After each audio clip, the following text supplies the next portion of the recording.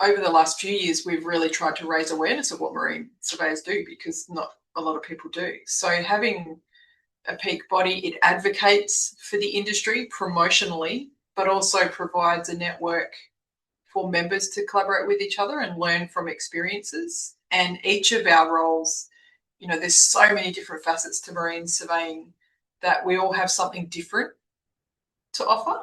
And I think having a peak body or a central, a sort of central hub where those ideas and learnings can be shared with each other is really crucial. But I think in terms of then an extension of that, AIMS's ability to lobby with key industry bodies and government to raise awareness of the crucial role that surveyors play in industry and ultimately towards Australia's economy,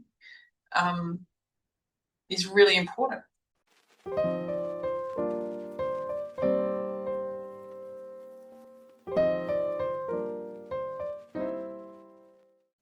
It's positive/negative. In 2018, we had a conference in Canberra, and it was the very first AIMS conference I attended, and was also the very first AIMS conference that I actually spoke at. I was also the only female speaker, and other than Susan, was also the only female attendee at the conference. So it was a pretty big deal. And I had given a paper on Incoterms that was predominantly from an insurance and legal context. And the paper was delivered without a hitch. But then somebody from the floor asked a question that wasn't directly related to what I had spoken about, but was a fundamentally legal question that I could answer, but was trying to construct a response.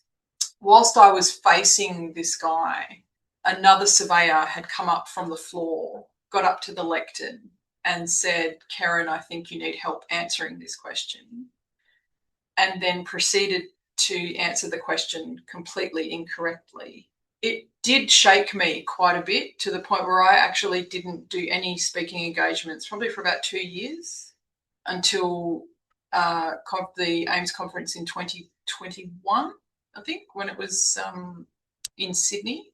And that for me was a rite of passage. And I was given the keynote spot that day.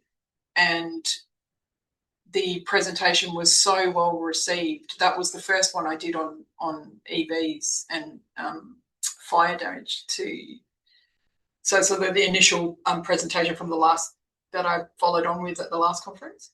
If there was any event, that one really rings with me, but it made me a much more resilient person. And now nothing, if I want to speak at a conference, I'm going to speak at a conference, and I don't have to worry about what other people might think of me. I just need to trust my own abilities. But I learned a lot from that experience.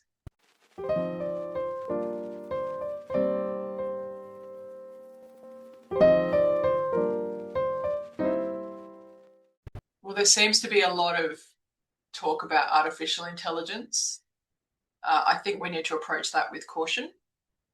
What I have been liking is the traction in education, and I think really having when we're talking about promoting AIMS, really promoting the future, the next generation, because the rapidity of the old guard, as you've said, sort of starting to wind down or leave the space, means we've got massive gaps.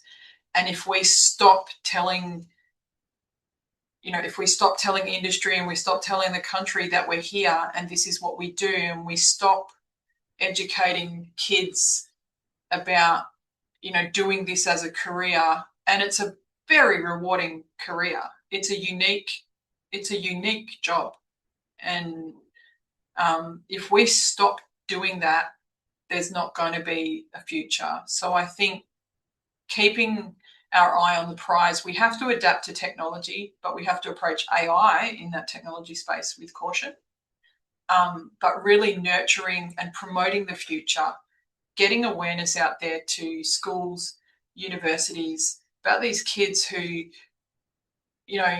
if they want to spend their lives as professional gamers, why not be professional technologists and come up with some great technologies that we can use in the course of our job?